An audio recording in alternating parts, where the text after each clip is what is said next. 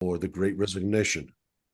A lot of these things that come to mind when we see in workplaces and environments where people are disengaged, they're not engaged. And, I've talked to people and say, well, what's the big deal with that? Well, the big deal with that is when you look at the numbers, disengagement or lack of engagement across the globe in businesses cost last year 8.9 trillion with the T. That's almost 9% of the world's GDP. So for a small business owner that's struggling to make payroll on a Friday, and you're looking around and saying, holy cow, why can I not get ahead? It's important to be able to realize that you may be bleeding from that, from the lack of engagement from the people that you have. For most of us, if you have people on your payroll, that's one of your largest cost items on your P&L. Mhm.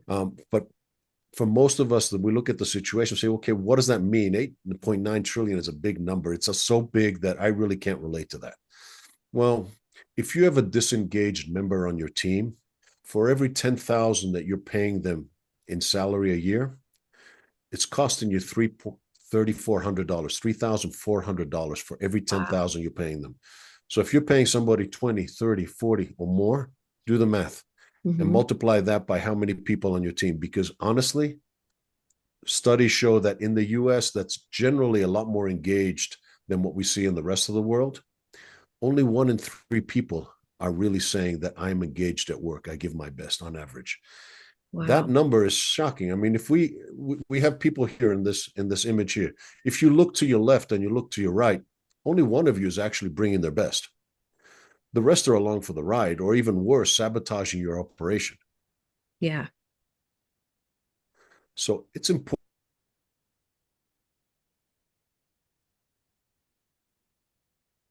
Did he freeze for everybody? with these kind of issues as a coach. You're dealing with people that are struggling to engage themselves. Yeah. Oh, Yeah, I notice, even for the smaller entrepreneurs that I work with, mhm. if they have a virtual assistant or maybe a couple smaller team members, between 500 and $2,000 a month, say, even Mhm. that small amount, Yeah. getting someone who's actually vested in your business to do their best work Mhm. sometimes requires you going to the most expensive person. So Right. as a small business owner, I know there's certain jobs that I would love to give to somebody else, but Right. I've been doing them for so long and do them so quickly Mhm. that it would be hard for me to Yeah. do that. And I think if we had more engaged people to hire, just as Mhm. a general rule, who were actually interested in giving their best, I'd love to see in the chat on scale of 1 to 10 when you've hired somebody in the past, how engaged do you feel they were doing their best, doing doing their quickest work, their best and their quickest, especially if you were paying by the hour?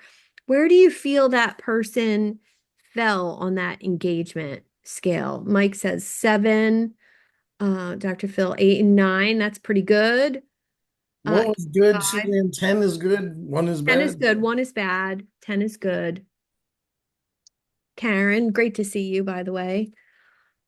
Yeah, so Con, how can we, as solopreneurs or very, smaller business owners, how can we foster that environment of more engagement? What does that look like?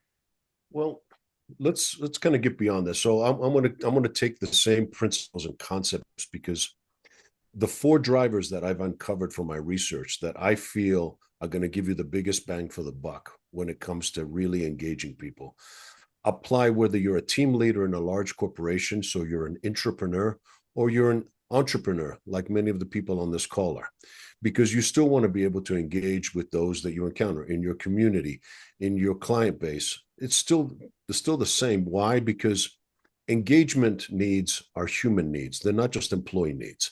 So I Mm. want to make sure that we clarify that. The same things that would apply as you're trying to engage your team members apply when you're trying to engage your audience. So let's think about it in those terms, and let's look for examples with that. Yeah. The first driver is that people need to feel valued. People that feel valued will always offer more than what is expected. That is the important thing that we need to understand. The power of showing somebody that you value them, whether they're an employee, a customer, whatever the case might be, is tremendous. Mm. And the way we do that, there are simple things that we can do. Let me give you an example. For example, create a safe space. If it's an employee, if it's somebody that you're collaborating with, if it's a customer, create an environment where they feel safe. They can operate with you, they can work with you, they know that they can trust you, they know that they can partner with you on that piece. So one of the first things we need to do to show people we value them, make them feel safe. Another thing that we can do is show that you are inclusive. When you welcome people into your circle, allow them to bring their authentic self. Because when they bring their authentic self, inevitably they're going to bring their best self. If you start setting limitations on things, then if people feel that they have to leave their passion, their excitement, things at home because they don't fit in your environment, you're going to lose out on the best that they have to offer you. You want to be able to welcome that and bring that in. Another thing that you can do is respect.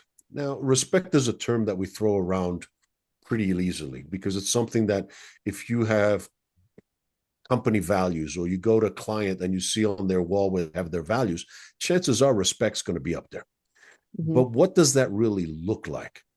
I mean, when you look at a situation, you say, okay, I offer respect. Good. There are typically two types of respect that you can offer people. One is the owed respect. We owe it to each other as human beings, as colleagues, as peers, as professionals, fellow coaches. We owe it to each other to show respect in a civil environment. The second type of respect that we need to consider is earned respect. That's the respect that we can earn from each other by going above and beyond. When you defer to people and you acknowledge the work that they have done, the contribution that they're making, that's tremendous. And that goes a long way in showing how much you value them. So, safety, belonging, respect. Another one is making sure that you are present. You mentioned that earlier, Susan. Mm-hmm. You look at it and say, when you are present with somebody, that shows that you value them. If you allow your phone, your computer, other things around you to be distracting, you're not present in the moment. People do not feel valued. For anybody that's tried to carry a conversation, a serious one with somebody, and you can see how distracted they are, you don't feel appreciated and valued. Oh, it's so true. I had a call with someone just yesterday who hadn't researched me. She hadn't even read the email that introduced us. Right. And so she thought she was there for a sales call. I thought I was there for a sales call. It was so awkward and so weird. And if I had known that's how it was going to be, I could have made it better, but I Yeah. didn't. And I had to Yeah. try to make it better. Yeah. And I think multitasking is at an all-time high. Yep. There's so many people that I talk to, and many of you might be doing it right now. She caught Might, you. She's watching. yeah, I'm not really because I'm present here with you having this conversation, but we've all been on networking calls or meetings with people and they're over here, on their other monitor, or, they might be on their phone, and you can just tell they're not paying attention. Right. And I think if you're going to do something for your business, the biggest gift you could do is actually be there when you do it. Do less, but what you do it better. Yeah. I mean, your clients, your people, your colleagues will always appreciate it when they know that even for 5 minutes, if that's all you have, give it, but give it sincerely, give it with your full attention from that perspective. There's a story that I like to share about this, Susan, if I may, for a Sure. second. In my old days, I cut my teeth working for very large corporations, the kind that had 100,000 employees spread over 100 countries. And doing the kind of work that I do, I was traveling quite a bit when my daughter was still a baby. And as much as I had conversations with my wife and I was telling her that I was doing this for our family, truth is I was probably doing it more for me because I was early on in my career. I had my ambitions. I wanted to be able to do that. So I was justifying it because of them, but the truth is that may not have been fully the case. One day as I was traveling through an airport, I stopped by one of those bookstores that has newspapers and books and things like that. I figure I'd pick up something for the trip. And I'm looking up and I see one of those posters, those motivational posters, and it says on there, love to a child is spelled Tim. Mm. And that just hit me like a ton of bricks. And I realized that I was missing out on moments, on time with my family that I would never be able to get back, all in the name of trying to provide for them when all my wife and daughter wanted was me. Right. And so a few years later, when my situation changed with the company, I had no regrets about going solo, about being in a situation where I could be able to be here to take my daughter to school, pick her up from school, be at her events. I mean, that's priceless to me. That was worth Yeah. more than another zero or two in my paycheck. So to me, I can't. I that's something that I cannot never replace. There's no money that would equal that. Yeah. So making sure that you're present with people is a huge gift. And then finally, as when it comes to value, the power of a thank you, never underestimate that. Your gratitude for what somebody is doing and offering is tremendous, but it has to be done in a certain way for it to be truly powerful. It has to be done, yes, sincerely. It has to be done close to the event. It has to be done spontaneously and authentically. But when you're saying thank you to somebody, don't just say good job. When you're saying thank you to somebody, tell them specifically what it is that you're thankful for. What did they do? What behavior did they display? You know, I am so grateful, Susan, for the opportunity to be here for you. You opened up this community to me to have an opportunity to sit here and share my ideas and thoughts. I can't tell you how much that means to me. It is so Mm. precious. Thank you. You're I so mean, that's so so different than welcome. me. Yeah, and that's so different than me just saying, "Hey, thanks, Susan. Good job." Yeah. Yeah. And I There's feel the tremendous same value. way. Yeah. So it's like, to be of value to other people, I say often be of massive value to people. Mm-hmm. And sometimes that doesn't mean what you think it means. Sometimes Mm-hmm. it is time, Mm-hmm. sometimes it is an opportunity. I'm lucky in the fact that I'm able to bring people together. So doing that for someone else is a gift. And there's so many ways to give and appreciate other people. And I think that's all what we're looking for in this idea of networking Yep. can sometimes feel disconnected and Mm-hmm. cold and maybe lacking purpose. Yeah. But And that's part. I mean, value, showing people that you value them is about Mhm. offering Yeah. from yourself, giving from yourself. And that's truly where it comes to head. And people can feel that. People, I mean, whether it's because of everything that we've dealt with, we're much more savvy now, even on Zoom calls and everything else. Our BS meter is on high alert. And we can tell when people are authentic and when they're not. When people truly feel a certain way, you can tell. And when they make you feel valued, you really want to do more for them. You really want to give more to them. And that's a big part of where it starts. So start with helping people feel valued. That's the first driver, if you will, of engaging people. Mhm. Now, the second one is people need to feel connected. When you're dealing with people on your team, your clients, whatever the case might be, create an alignment, connect the dots for them, show them how their success lines up with yours or the team's success. Connect the dots of them. Make sure that in your connection, you create that shared environment where you share similar values, you have clear expectations, you have shared goals. We are tribal creatures. We want to belong to something bigger than ourselves. I mean, you see that when you have people that bump into each other and they're from the same part of the world. Oh my God, you know that neighborhood, you know that city, you know that country, you've been there. Or you bump into somebody and you're wearing the same sports jersey and you support the same team. I mean, you see these things that people are looking for, that kind of connection. We want to connect with others and belong. We want to be part of something bigger than ourselves. So show people how they can be part of that. Part of the success that you're bringing right here, and many of the other coaches on this call, you're trying to create a community.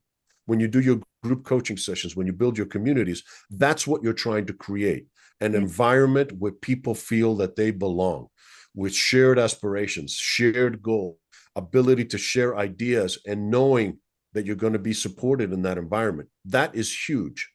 That's how people feel engaged. Why? Because they want to be part of that and they want to give back to that piece.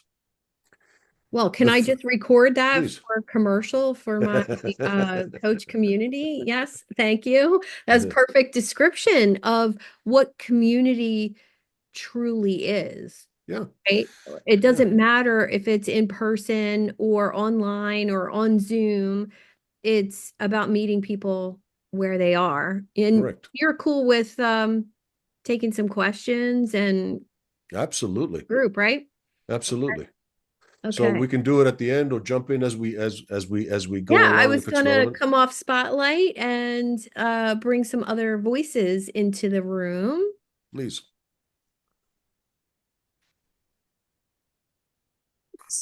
All right, there we are. All right.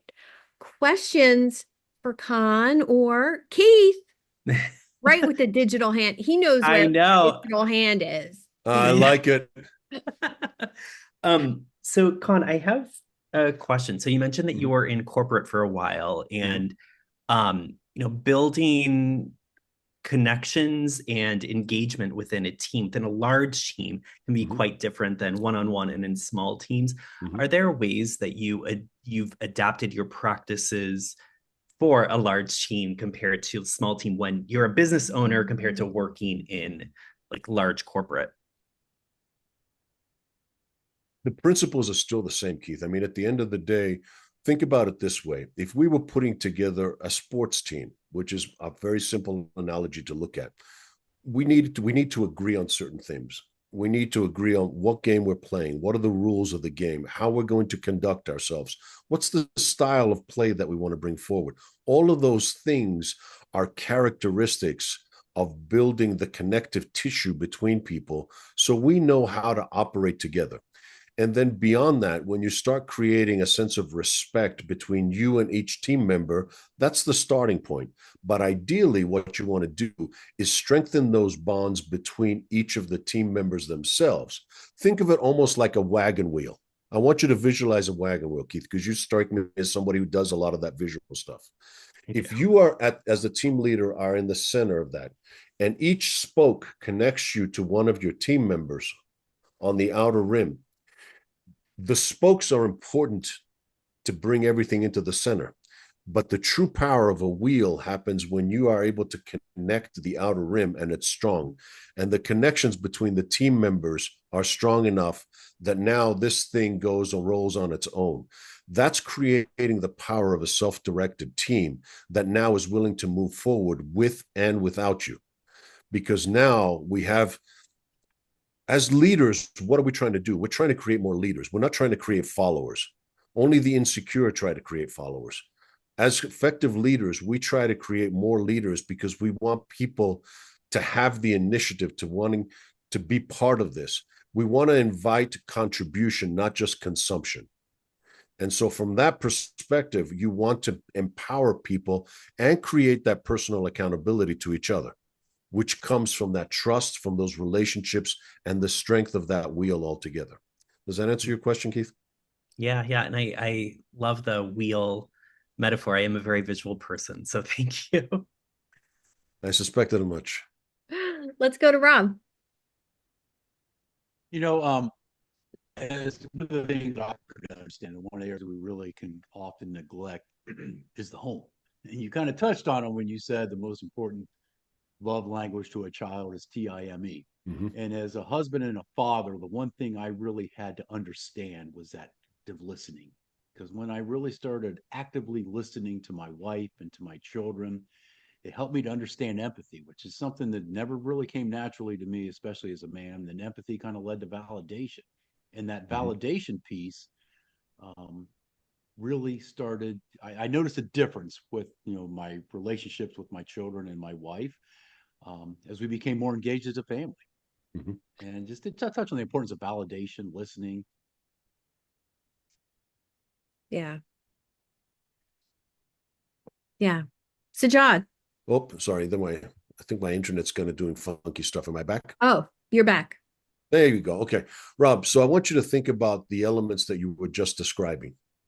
The ability to actively listen to your wife and to your children creates the impression to them, it imparts on them that you are present and you are giving them your attention.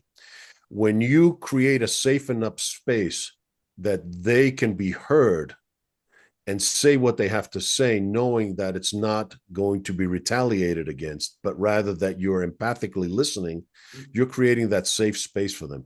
You're allowing them to be included in the conversation in this part. So you're allowing that inclusivity.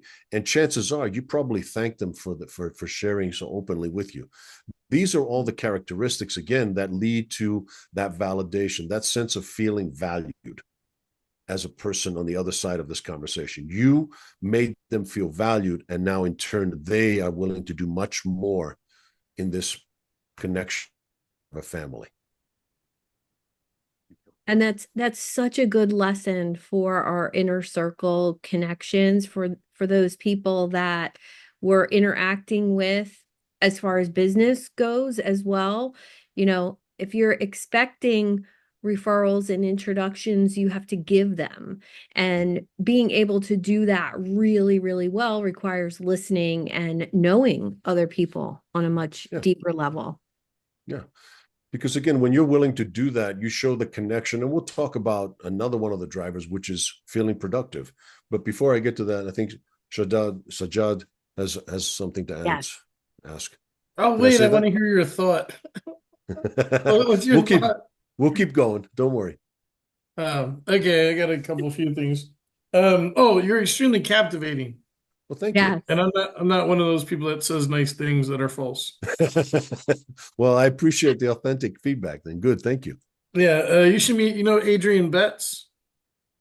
Adrian Betts. I don't know. The name sounds familiar, but you can't bring the name. He's a genius. You guys would have an awesome conversation. Hey, I always love learning from geniuses. Man, he's brilliant. So are you. So a tip and then a story and then a question. Two posts that do really well. Lurkers turn into stalkers. Stalkers turn into fans. Fans turn into super fans. Super fans turn into clients. I do that post once a month on social media, and I get tons of people that come out the woodwork. I get way more engagement, way more clients. The other one that I do is you keep on watching my videos, either because I'm entertaining you or because I'm educating you. Which one is it? Leave a comment. So those two concepts that I just shared, I do them once a month. Get all those people to come out the woodwork. Frank Agan is usually boring, but he told me one story that stuck with me that I love. It's a real life story. There's a guy at the hardware store every Saturday. He teaches do-it-yourself bathroom remodeling. He tells you the 10 steps you need to do to remodel your bathroom, and then he tells you where the supplies are. Every Saturday, 7 out of the 10 people hire him because people don't want to actually do the work. The point of the story is give away everything you know without charge. If you go on LinkedIn, TikTok, Instagram, Facebook, YouTube, you can get my entire program for free, no charge. People hire people for help with implementation, not information. To my question, something Suzanne and I talk about all the time. People think that advertising is adding value. So they say, here's my free ebook, here's my free funnel, here's my free dumb shit that nobody wants. So to get way more engagement is to give away everything you know without charge, because people hire you for help with implementation, not information. Suzanne and I struggle with this all the time with our clients. How do we get people to understand the difference between advertising and adding value? Because that'll create way more engagement. So let me ask you this. Outside of the advertising and adding value, ultimately, you're trying to create that relationship, that know, like, and trust with the client, so they will hire you, right? Is that fair? I mean, ultimately, that's what you're trying to get to. Is that the end goal? It's not just the advertising for advertising's sake. You don't post just to get the clicks. You post to make sure that you engage with your audience to hopefully lead them to a place where they will hire you. Is that fair? Yeah, I can't go on because I'll take up too much time. But I No, think no, no. I think no like and trust is bullshit. I think the only thing that matters is that people trust you. But it is for the purpose of selling, yes.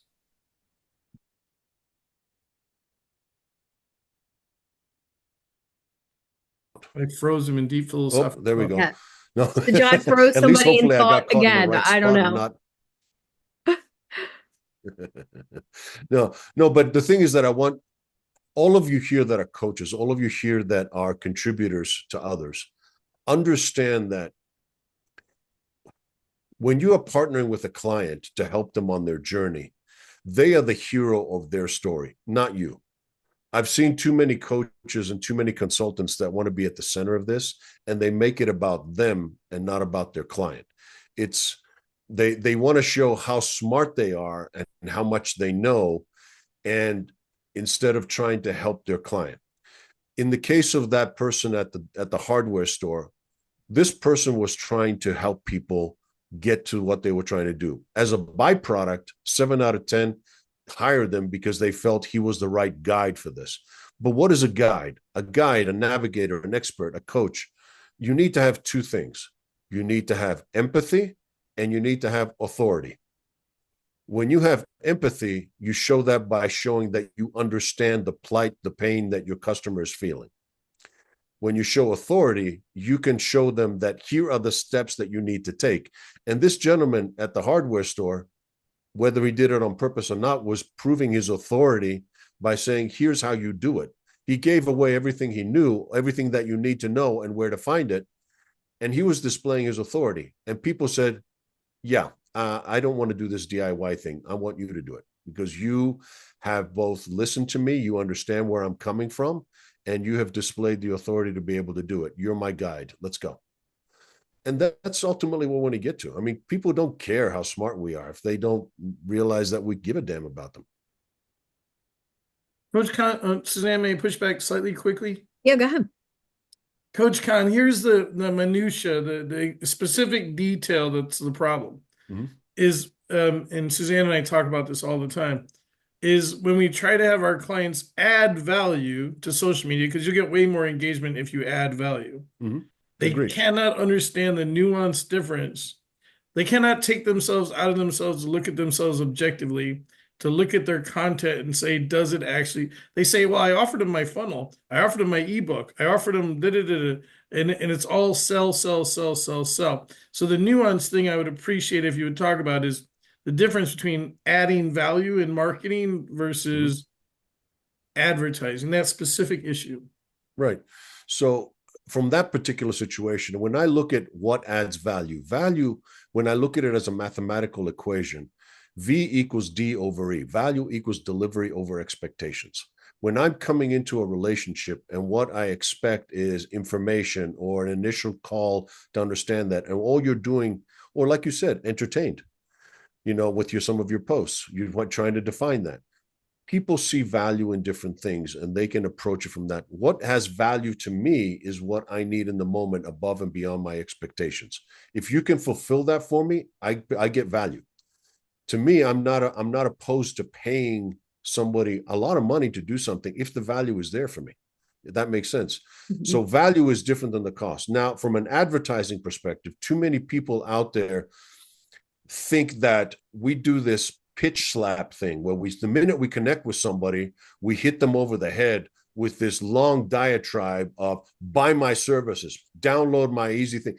People are not stupid. They're not going to give out their email that easily. They know they're going to get inundated with spam.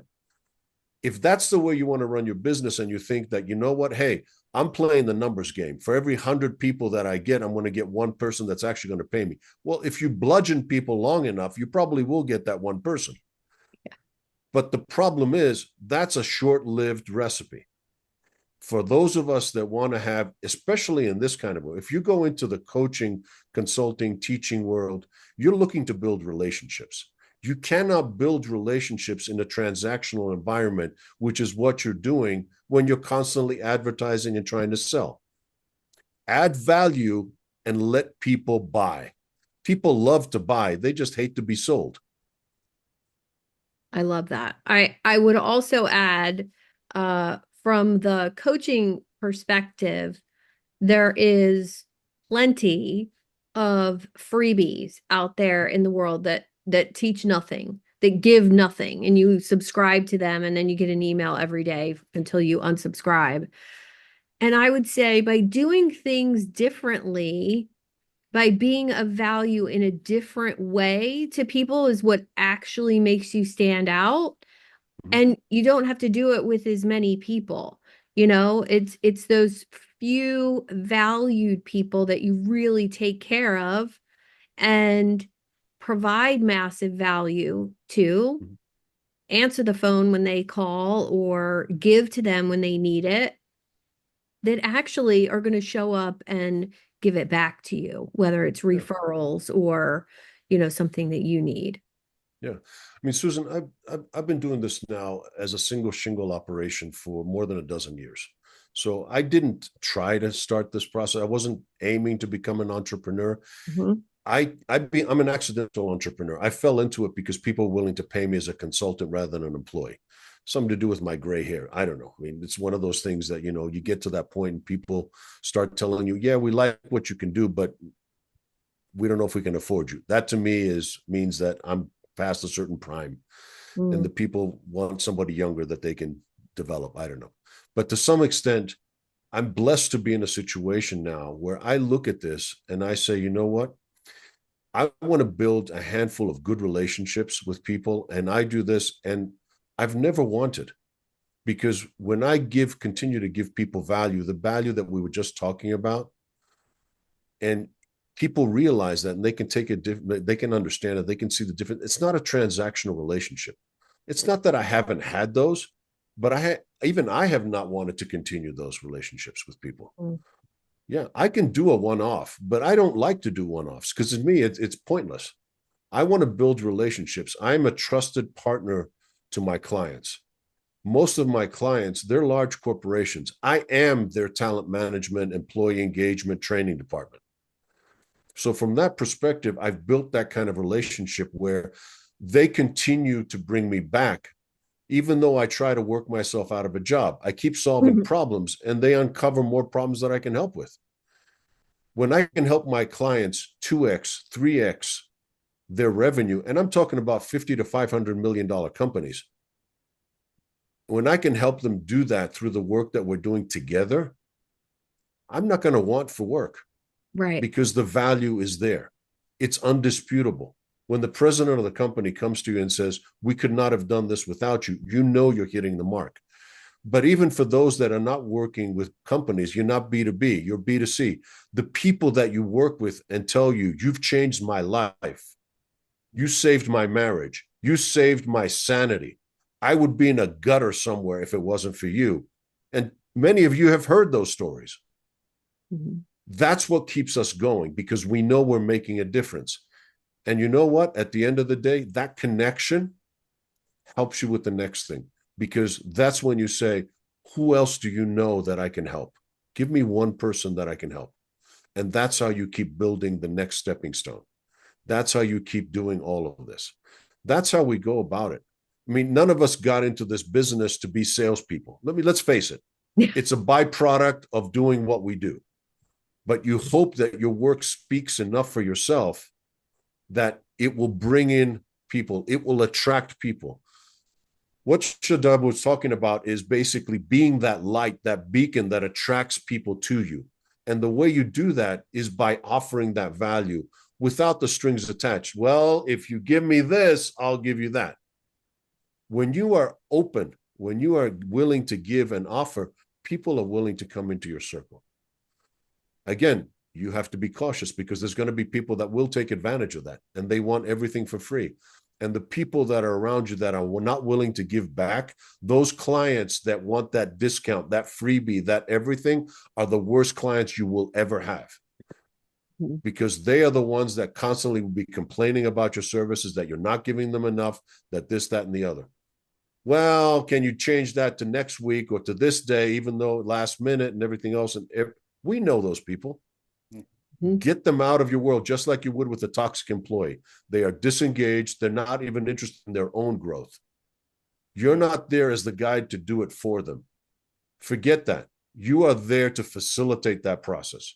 You are there to offer your support and be the accountability partner that they need to be able to be successful. You're not there to tell them what their goals should be.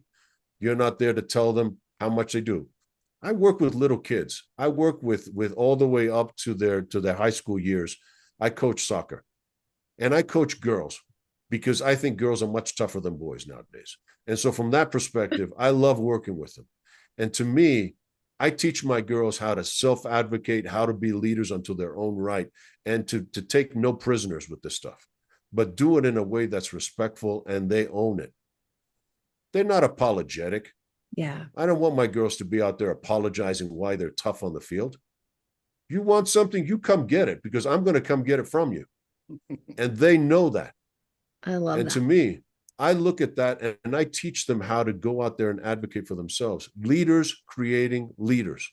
Yeah. That's what you want. But I can't, when I coach at the highest levels with kids that are looking to get into D1 college programs, these kids, I tell them it is too hard. I'm not going to try to motivate you because if you don't bring that to the table, we're wasting our time. If you don't want to be here, if all you want to do is just hang out with your friends, go do it there. And that's very similar to all of our clients. Yeah. And we're going to go into some breakout rooms now and get connected and talk about everything. And then we'll come back and we'll debrief, get takeaways. Everybody ready for some breakout rooms? Yeah. It's random. One of you might get Coach Kon. Here we go. Anybody but Milo, please. 10 minutes. Anybody. No, Milo's staying with me. Too bad. Wow. So sad. Okay. No, just kidding.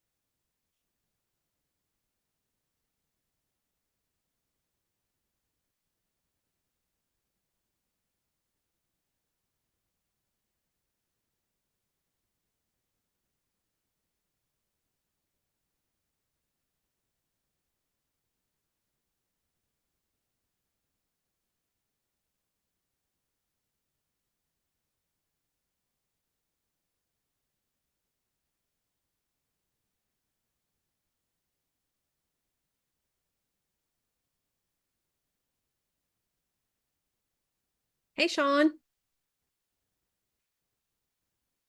Hello. Did I How miss are you? everything? They're in Or was breakout. this a one-off? Oh, they're They're in in breakout. Okay. they're in breakout rooms. But we'll be wrapping up in about 10 minutes. Yeah, I wanted to see if I could catch just a little bit. I Oh, well, intended to thank be you. here at on top of the hour, but something Well, came up. hopefully it was something good. Not, Not great. it was okay. It wasn't desirable. Okay.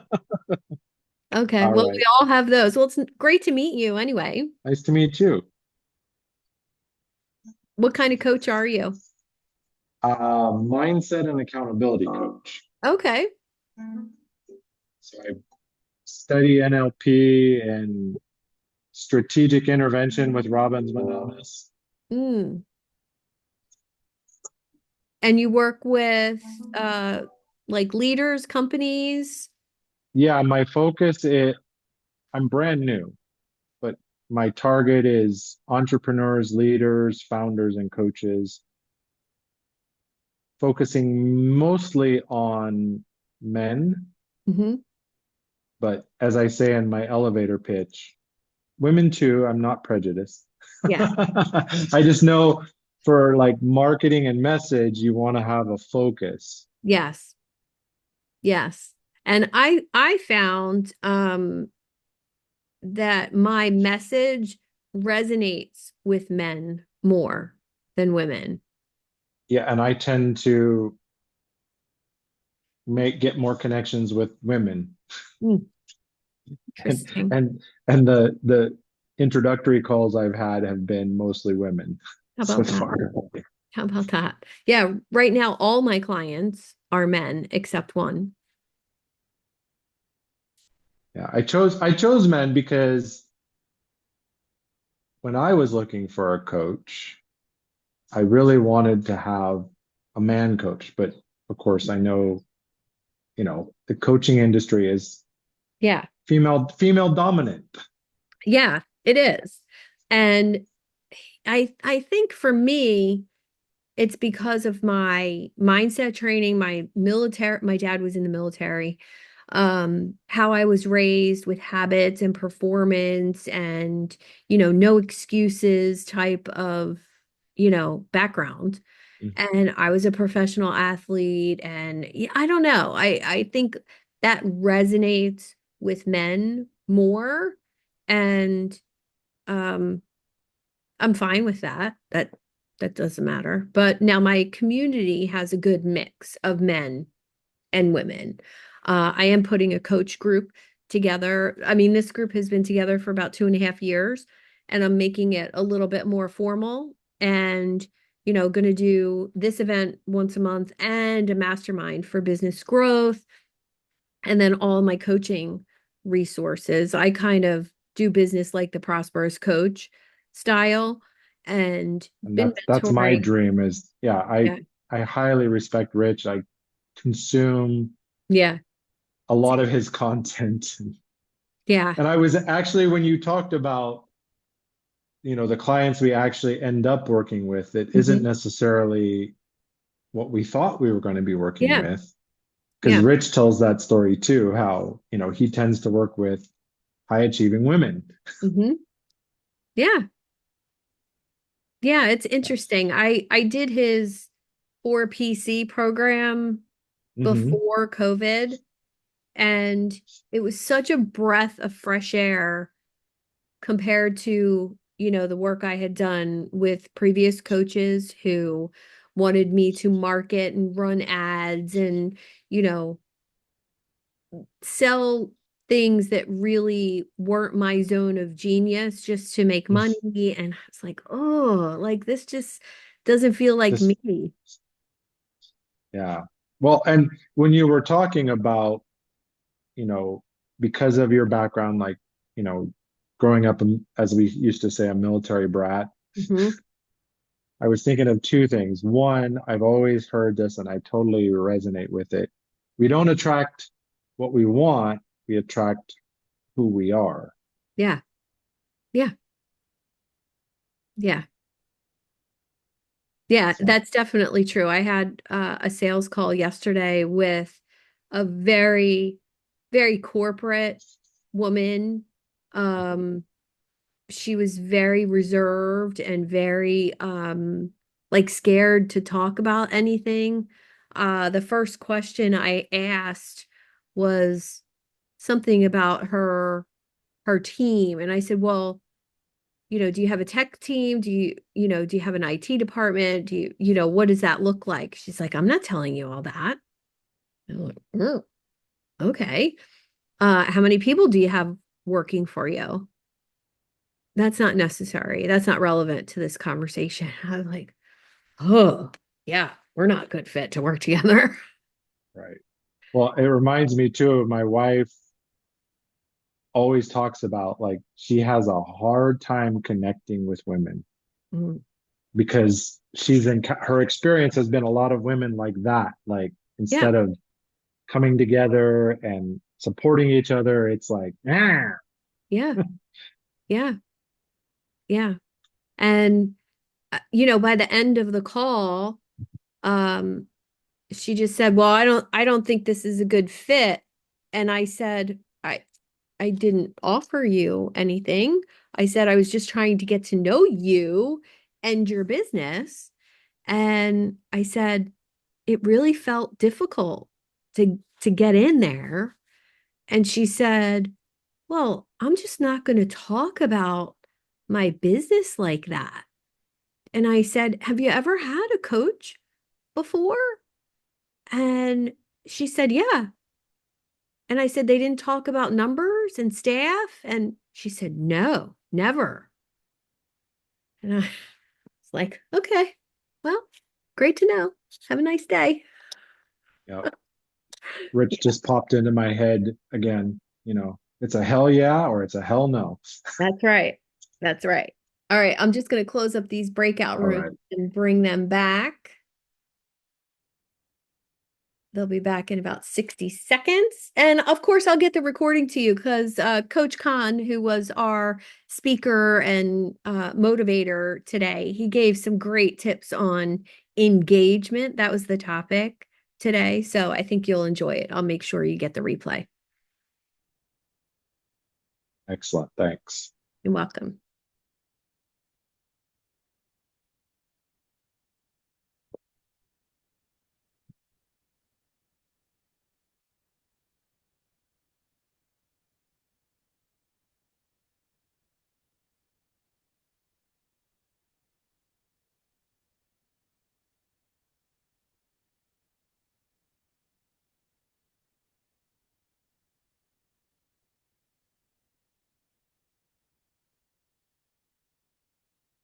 They must be having fun. They didn't hit the button to come back right away.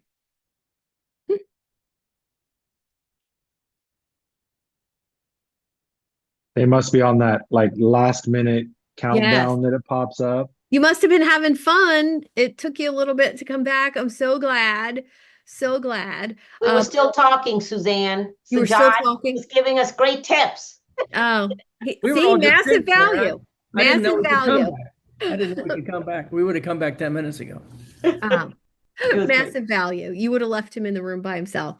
All right. So before I go for takeaways, which you know how I love to do takeaways, I'm putting the Idea Lab 3.0 in the chat for you. That is my private members area, and I have a special place that I'm creating just for coaches. That space involves a pod of referral partners matched up with you by me and a neuroscience-based assessment, along with all of my coach growth resources, tools to grow your business, LinkedIn, content creation, all of my AI content for $97 a month, plus a coach mastermind peer group. So tons of value. Lindsay, tell them you've only been a member for 3 weeks and she's literally doing everything. I was just everything there. if you could read my lips there, I was saying I it is did. an amazing thing. I have been a member for 3 weeks. I've dived in, I've put my blinders on, and the amount of value for $97, like I actually just posted today, and my husband was like, "What? How is it possible it's so little?" And I'm just like, I don't know if she's crazy, but it is so good. And if you really want to get some value, oh my gosh, just do it. Just do it. It's amazing. Can I say something, Oh, sure, Suzanne? Tina. Yes, I'm also a member, and I have to say, Suzanne, I know I have to be more active because I'm not used to the school thing yet, so I'm getting used to it. But I got to say, I've always thought of you as the value Thank queen you. Thank because you. you I do. did not pay them to say that. I No, did. she didn't. She didn't pay me $10,000 to say. No, I did not. I did not. But thank you. I appreciate it. All You're right, welcome. let's go to some takeaways from today, from this conversation. Jason Croft, takeaway from today. Lots of good stuff around this idea of engagement. It's something that we were kind of diving into in our breakout there, as well as I think what Coach Kon's talking about here, and what we dug into is this idea that it's really kind of everything, whether we consciously think about it or not. It's the goal, right? It's what we all want is engagement, however you want to label that, whatever we're doing. Um, and and I think the important thing is to realize that it is a learnable skill. You can dissect it and go, Yeah. how do I get better at this? How do I elicit this reaction? So I love this whole topic.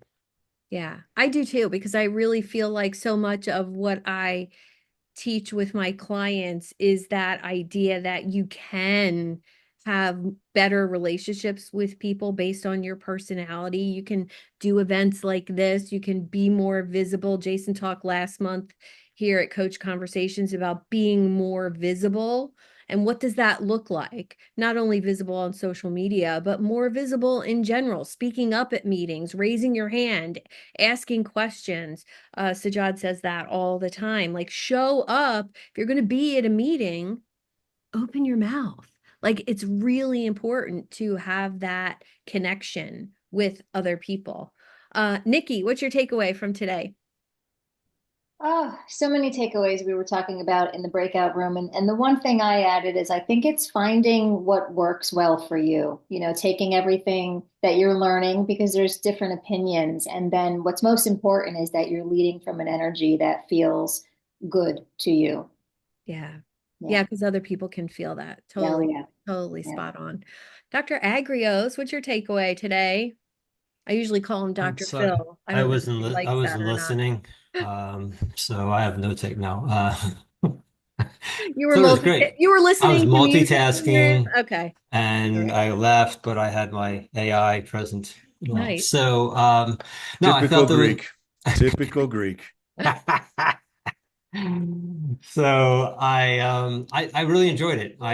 A lot of it was um a reaffirmation of what I knew and some of the things that I wrote down. I liked how you said them as well. So I wrote some good gems in there, and met three great people in the breakout room that I've not met before. So thank you. You're welcome. You're welcome. Dr. Pat, go ahead. I thought you waved at me. I was waving at Phil. Oh, okay. Sorry. But because I was in his breakout room. But the thing that, what I find interesting about everybody in this group is their tone. And Oh, you broke up there for a second. You have to repeat yourself. Oh, this is like, I can't, I'm in the middle of nowhere right Okay. now, but somewhere. What I found interesting is that I was listening not just to what somebody said, but I was also listening with the intent of listening to the tone. And so in the tonality, there's just like this, like the best suit, preparedness is like all the pieces of the puzzle are there. It's just creating the mix so that, all the boats elevate, when the tide comes in. And I just that was my takeaway group wise is that level of tonality. Oh, I love And that. that's and you can feel it when you get on, when you come on, Ooh, and then that's good there's stuff. there isn't anything that Coach Kon said that we really shouldn't know. And or we should, it's like if where I grew up at, and growing up with those values and morals and ethics, It's just like those are things that, that were ingrained. And sometimes we just need reminders because we get pulled so thin in so many different directions that that you have an anchor, and that anchor can recreate that solidity that you need and that foundation, and never forgetting to go back to basics because you have to know what your foundational line is. Love it. Yeah. Great takeaway. Gordon, what was your takeaway today? I think it was that kids spell love Time. We forget, and I don't think it's just the kids. The other people in our life, it's exactly the same, right? They're not looking for stuff we want to give them necessarily. They're looking for that energy, right? As a husband, when the wife says, "Well, you're never here," and he's like, "I'm home for supper every night. What are you talking about?" Right? That intentionality around, well, your body's here, but your brain's thinking about your tee off time tomorrow and the appointments you have this week. They can feel that energy. And to what Dr. Pat was saying, that same kind of a concept around the intention of being, and Coach Kon had said, right here, right now. We all had stuff going on before we got on today. We all have stuff going on after, but right now, there's nothing happening for me except all of you. And it brings a different energy into a space when you do that. It does. Thanks, Gordon. Chris, Kinney, takeaway today. We talked a lot in our breakout. Well, I did, I guess, about authenticity. It was brilliant, though. So I repeated it like 5 times. So the whole notion of being authentic, I think Coach Kon, talked about that. And, people pick up on your authenticity, or they pick up on, when you're not being authentic. And so, Suzanne, this because, I'm a why coach. So helping people discover their why so that they can act and be more intentional, more authentic in how and then, the first of my 3 life questions is all about, am I living authentically? So for me, that was a huge and very positive takeaway. So I appreciate Coach Kon's perspective and everybody else who added value to this. So thanks for letting me be here. Awesome. Thank you. Yeah. Jason, new member, welcome. Did you have a takeaway today? Yeah, I love being here. I've been following Coach Kon online for a while, and it's great to be in the meeting with him. I love the equations that boil down big ideas into something that would fit on the inside of a matchbook. Nice. I don't use matches, I don't smoke, and I'm not particularly gifted in math or equations in general, but I love that equation. V equals D over E. Value is delivery over expectations. I believe that's it.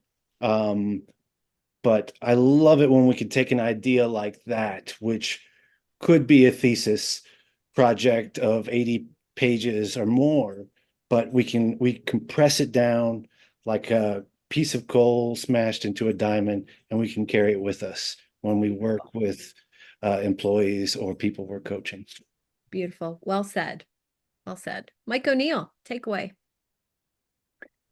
I was writing down advertisement and add value, and I realized those words sound very much alike, do they not? But you point out how different they very are. We need to be mindful of adding value, not advertising. Beautiful. Beautiful. John, takeaway. You're on mute.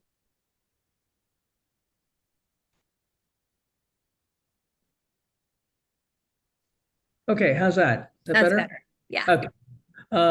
Well, the good news for me has been that I've been a friend of Kon's for quite a while now, and I was lucky enough to get his book early and read it and write a testimonial about it. It was a wonderful book. I mean, I think I basically said, if you're trying to look for leadership, everything's in here, kind of thing. And he and I have very parallel concepts of what it takes to create engagement. But the simplest thing, if you're looking for boiling it down to me, is the difference between a couple and an engaged couple is emotion. That's the difference. And so if you want engagement, you have to emote. If you're simply instructing, you're never going to get engaged people. You have to connect with them on an emotional level in here so that this drives this, not this drives the heart. It's got to be from the heart out of the mouth. And when people feel that, the sense of genuineness simply overrides everything else. I mean, to me, sales used to be, I used to think of sales as a transfer of enthusiasm.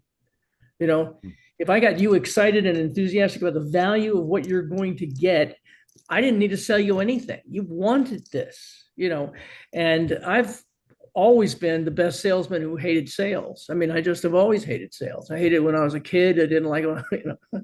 So, I mean, it's a whole lot more fun for me to see people change because of a connection that I've helped them make, and or grow because of a connection. So for me, that's the big issue. Is remember that you're never going to get engagement without emotion, without engaging emotion. Beautiful. And this is a perfect segue into Karen, because Karen, she's going to give us a brilliant takeaway, I'm sure, but she's a neurohumorist and she helps people infuse humor into what they do. Humor is one of my favorite emotions, and Karen's a new friend. Welcome today, Karen. Thank you. I've been thinking I want to have a whole conversation with Coach Kon about what he talked about through the lens of humor. We were talking about, you know, the safety, belonging, respect, and being present, how all of those are played out with humor that's used intentionally for influence, not for entertainment, and how we can create that psychological safety and how we can create that sense of connectedness and belonging using humor with respect, again, which creates even more psychological safety and connection, and then being present. You know, humor occurs in the present. It doesn't occur in the past or in the future. It's in the moment. And for you to really be able to use that successfully with those whom you're leading or coaching or connecting with, you know, it's really more about your listening skills than it is about saying something funny. Because if you're really listening in the moment, then the humor can come up authentically. Yeah. That's Isn't she great? She is wonderful. She is great. Thank you for being here, Karen. And Karen, meet Coach Kon and connect with each other. Rob, fencer maker, takeaway from today. You know, sometimes it's just the intentional small acts that can make the biggest difference. Simple as that. And when we do it each and every day, those opportunities are right there in front of us each and every day. Embrace them, look for them, and do it.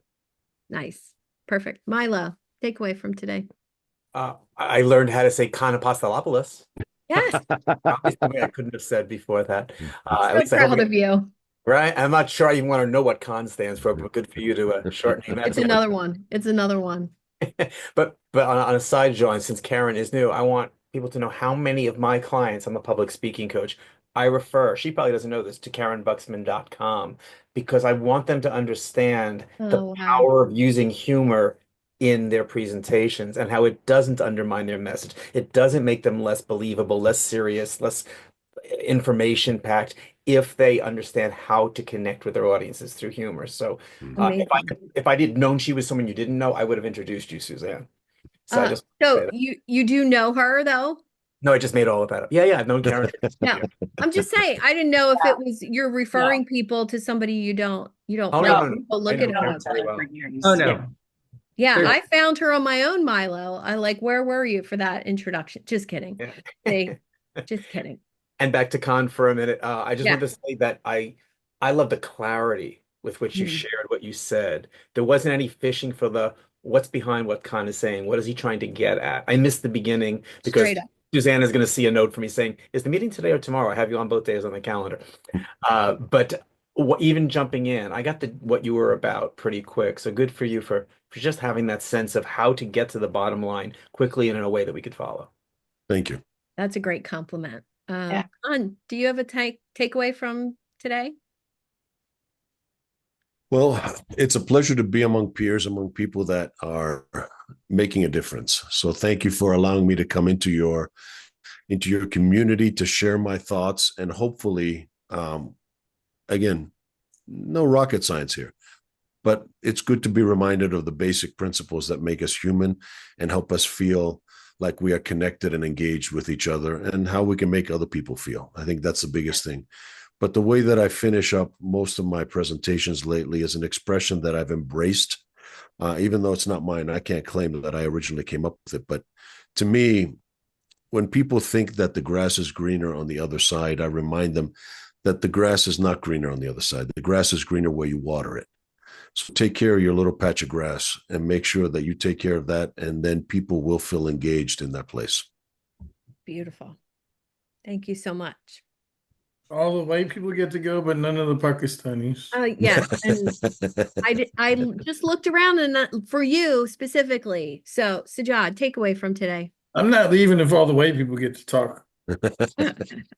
I got a 3. I was in the room. 3 takeaways. I got Chris Kenny was in my room. He paid me some compliments, but he also made fun of me, which I'll be talking to my team of therapists about that this week. Okay. I was amazing. Coach Kon, I'd like to put you on my platforms. Polarizing networking is tomorrow. It's the most polarizing networking on earth. My partner, Jen Carpenter, believes in no like trust. Go giver, and it's all about relationships. She's super smart. She's just wrong about everything. It's about driving a $76,000 twin turbo, owning the mountain, and dating 25-year-old super hot black girls. That's the meaning of life. So my event is tomorrow, polarizing. I also run Mini Shark Tank with Jim Schulman. He's not gay, but his husband is. You pitch your business for 3 minutes, 1 minute ask a business related question, 16 minutes with the audience. So I have platforms for you. Obviously, I think extremely highly of you. Suzanne, he was my favorite speaker so far, other than me, even though I've never been on the show. I will gladly connect you. Thank you, Sajad. Thank you. I appreciate it. Thank you, everyone. Follow Kon. I put his LinkedIn profile in the chat. I'll save the chat. Coach Kon, when you try to connect with you LinkedIn, it requires that we know your email, so nobody will be able to connect with you if we don't have. Let me do this. I will follow up with you guys because I can reach out to you directly, but let me put my email in here. That way you have both. You can reach out to me with questions or anything, just to talk, or we can connect on there as well. So Milo is like herpes. He doesn't go away. No, you're stuck with me now. Sometimes you got to embrace the good with the bad, my friend there. But I have a feeling that Milo has more upside than down. I'd like to believe it. He compared me to a girl earlier, and I was like, I got to deal with it. Nope, now I'm being compared to herpes. It's going downhill.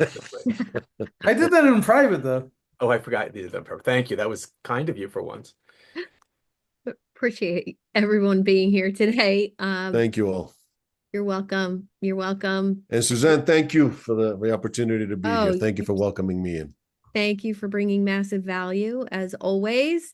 And everyone, Coaches in Conversation is here the 3rd Wednesday of the month at 4 p.m.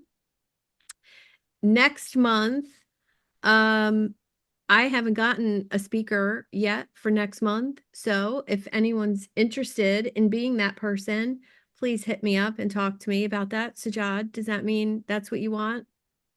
That's what you want? I'm fine. Just, 3-5 years in a row. Yeah. Old white guys. Don't worry about me. Okay. Has nothing to do with race. And you always do bring value, though you usually bring some colorful language with you too. But that's who you are. And I can't change that. I've tried. For the record, I've cursed half as fucking much in the last month. Okay. Okay. Thank you so much. And if anybody has questions about the coach community, just message me. We can have a chat about what's in there for you. And happy that you are all here today. Thank you.